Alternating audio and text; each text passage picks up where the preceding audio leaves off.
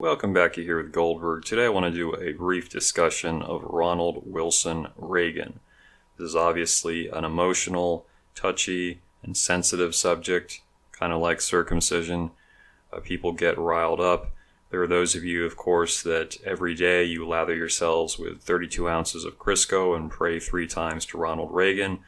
I don't personally share those views. I used to be more of a Reagan guy, and then I came to realize that his presidency was really a missed opportunity. And that's sad, but it's true. And it's interesting, as a kid, you typically hear that Jimmy the Peanut Carter was a horrendous president. He was a failure. And yet, as a politician, he was not that effective. He's a good example of a man overtaken by circumstance and time. But he was highly intelligent, and he was eons ahead of the political class in terms of his understanding of the energy problem and too much consumerism. If you're interested, you can check out the 1979 speech he gave. So he might have been a peanut, but he was a nice peanut. All right? Let's just be honest. So the reason I think Reagan is held in such high regard is that, of course you had Nixon, you had Ford, Carter was not seen as successful, and you got this guy who comes in, everything's going to be fine, we're going to face off the Soviet Union. You still have a homogenous country. You don't have to really worry about these difficult questions that are now popping up with all the protests and the responses. So, yeah, that's sort of appealing, but of course, the lack of looking forward is the great tragedy of the Reagan presidency. We can just start here. When he was governor, he did sign one of the first no-fault divorce laws in the nation. That was because the fault-based divorce laws were seen to be too cumbersome and complicated. So I'm not going to blame him for everything, but you can, of course, many of you know what that did to the family structure and to the rights of a lot of folks. In fact, I think he had a quote. It was like, "Mrs. Gorbachev, tear down his bank account." And it's a great tragedy. Again, one governor signing something is not the end of the day, but oftentimes a particular state becomes model for other decisions. So it all comes together. The next thing we'll be going into will kind of combine spending and taxation. I did compile this in my book on centrism, and I'll be reading from that. If you're interested, you can check it out. So he came in, and you had the Emergency Recovery Tax Act and the Tax Reform Act of 1986. They brought down the highest bracket from 70 to 30%, and also the corporate tax from 46 to 34%. I am not a pro-tax person. I think they should be low, but I also think you have to be realistic when trying to compromise and cut spending. So yeah, I've spoken with people who were in real estate in the 70s. They said it was horrible because you only got like 30% of what you made profit-wise. I'm not suggesting that's a good system, but you have to look at the overall picture when it comes to the government. Now, he did raise taxes with the Social Security Amendments Act, and what happened is those revenues were then raided by future administrations to pay for their short-term projects at the expense of the system. Yeah, that's how it goes. Reagan never really said that he wanted to cut anything seriously. He was against Social Security Medicare cuts, as most politicians are, and against defense cuts. He actually wanted more defense spending. So when you come in with that mentality, you're not going to get any progress if you refuse to touch the biggest things on the platter, especially entitlements. He did not present a balanced budget, but he did get a 5% cut in spending in the first year, and got rid of an expensive public sector job training program. However, as we're going to see, the overall record is a little bit different. Department of Education budget doubled. Social Security spending went from $179 billion in 81 to $269 billion in 86. Farm programs more than doubled from 81 to 87. Medicare $43.5 billion in 81, and then $80 billion in 1987. I wouldn't say that's necessarily his fault, maybe for not reforming it, but that's naturally going to happen as people age, that the cost of an entitlement is going to go up. Entitlements were $197 billion in 81, and then $477 billion 6 years later. Foreign aid more than doubled. and the gross federal debt increased from $900 billion to $2.7 trillion. Now, Reagan did sign what was known as the Graham-Rudman-Hollings Deficit Control Act of 1985, which was meant to make automatic cuts, and it got undermined in the court system and also in a legislative fashion. So overall, Reagan was a fat positive spending administrator.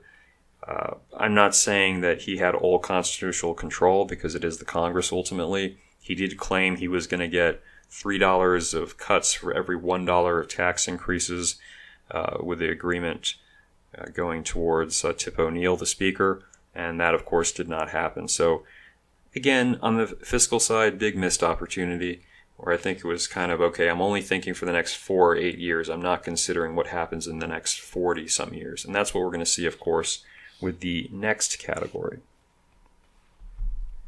And that would be foreign policy. So Reagan's a mixed bag. Some of these decisions, of course, the responsibility goes to Caspar Wienerberger. In South and Central America, I would say Reagan broadly did a good job. People get crazy about Iran-Contra, and they don't even know what the hell they're talking about. Like, did you know what the Sandinistas were? I know some people who lived under that time, and they said essentially they would go around the communists to villages and just abduct kids to be child soldiers. And if you refused to give them your kids, you would be shot to death, maybe the kids as well. So parents would actually dig holes and put their kids in the holes for days at a time so they wouldn't be pressed into service by the communists. But no, the communists are they're the will of the people. People forget that the Soviet Union was funding most of these movements. This was not like some homegrown organization, but it was very much an imperialist expansion, right? You know, you see with the uprising in Hungary in the 1950s, how much independence did the socialist states have from the Soviet Union? So they were really no better, although I would argue that long term, with some exceptions, which I'll bring up just now, long term, I think being backed by America, you were probably better off. Like in El Salvador, they put in place, the CIA was backing not D'Aubuisson, I don't know how to pronounce his name, but Napoleon Duarte, who was overall a pretty good man. He was trying to reform the government, but unfortunately he died prematurely. Then we get to Afghanistan. Reagan expanded our involvement there, funded the fundamentalists. Weird thing with the Republicans, they always want to give money and bombs to fundamentalists and then turn around and tell them to be democratic. That was short-sighted, all right? I've also known some folks from Afghanistan. They've told me their family experience was much better under communism. Better opportunities, more stability, as opposed to the Talibanis. So that's an example of where you don't look down the road. You're giving a bunch of weaponry and equipment to people who, are you really going to be able to coexist with them? In Afghanistan, it's hard to argue. It's a great geographical location. I'm sure some people will claim, to be able to, country hop, it's worthwhile, but it's one of those countries that, really shouldn't be a country because it's so difficult to administer effectively. It should just be like a no man's land, which it effectively is today.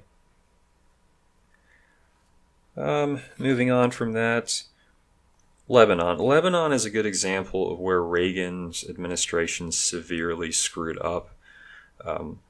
I understand that, of course, there was the targeting of U.S. service members of the bombings, but you have to realize in the 1980s, Menachem Begin was Prime Minister of Israel for a time, and Ariel Sharon was Defense Minister. Now, what they were trying to do, they invaded Lebanon, and the ultimate objective was to knock out permanently the Palestinian Libertarian Organization, all right, which has different constituent factors, which are now parties. I believe you have Fatah and also Hagas.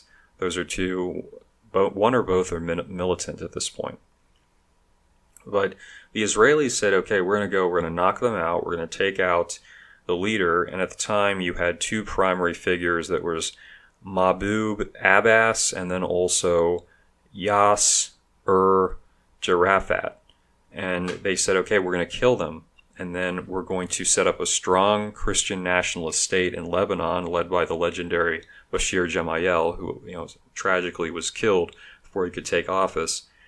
and the Palestinians will be moved into Jordan. I'm not saying that would have ended the conflict, but you just imagine how much of a benefit it would have been to have another strong ally in the Middle East as opposed to the current state of affairs. Well, there's good evidence that Reagan's administration was actually tipping off the PLO and helping Arafat escape, because there were a lot of cases where it was pretty close and he would have been taken out, and then he just magically was able to evade destruction. There again, are you looking long term, or are you letting things fall into disarray? Whereas now, Lebanon, the Christians have a lot less power, and it's almost entirely dominated by Syria from the north. And then you have Hezbollah, and you've got that unending crisis. So decisions have consequences, and oftentimes I don't think foreign policy is conscious of what's going to happen in the future. It's like, well, how we have to look now. We have to be strong, or we have to support human rights. And, of course, it gets very complicated. So, yeah, laying aside the Lebizanians, the lesbian people, we have the immigration amnesty, where it was almost 3 million some people who got amnesty. Prior to that, we had a good sense of control, and what Reagan did is he deregulated the Latina beauty supply. I mean, it's just a crisis, because it used to be higher quality, and now it's kind of more mixed. Yeah, I don't even know why I said that. It was just kind of random, off the fly. Well, what happened in California has become a Democratic stronghold, many others, and the white liberals have been fleeing from the West Coast and then infecting other states, and then we're seeing the gradual transformation. This is, again, where politicians look to the short term. They don't think, okay, what is the consequences when I'm gone? They think of 4 to 8 years. They don't think about 40 to 50 years. It's a flaw of Republican government in the sense that you don't have an opportunity. The younger generation does not have an opportunity to say, okay, we need to vote on whether we still want this law in place. You have to just accept it and assume that they were wise enough. But, of course, they've made a lot of stupid decisions, as we can see. So that's the critical problem. You have to essentially inherit all the stupid, short-sighted decisions of the generation of politicos that are either passed on or are, their last legs, like the geriatrics in the Senate, both Democrat and Republican today. You saw how they just voted down ending the Afghanistan war. It's like, why? What's the point? Okay, this is where we face a significant problem. Now, I hope that we can solve this issue in the manner that it is designed, but unfortunately, you have to wait years just for people to age enough to get into power, and then by that time, have you not become what you were trying to oppose? That is the critical issue, excuse me. So that's just my view on Ronald Wilson Reagan. If you have any comments, please leave them below.